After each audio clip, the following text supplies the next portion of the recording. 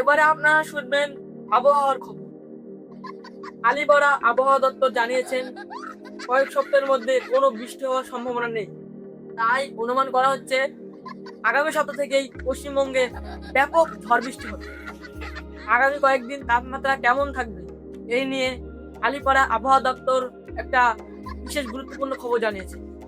তারা জানিয়েছেন আগামী কয়েকদিন তাপমাত্রা হয় বাড়বে, না হয় কমবে, না হয় একই রকম থাকবে।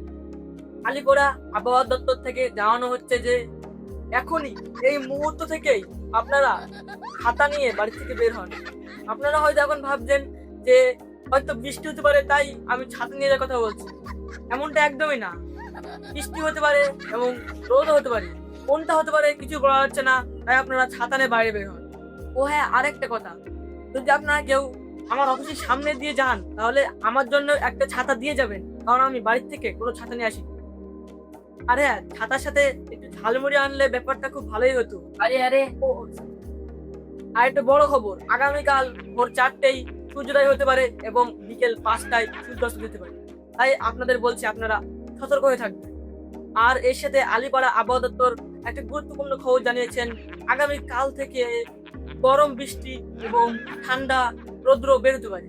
আরে এ কি, আপনি কি সব বলছেন? আর এর সাথেই আলিপাড়া আবহাওয়া দপ্তর আরেকটা খবর জানিয়েছেন, আপনাদের নৌযানগুলি সমুদ্র থেকে তুলে ডাঙায় রাখতে এবং যানবাহনগুলিকে সমুদ্রে ডুবিয়ে রাখতে।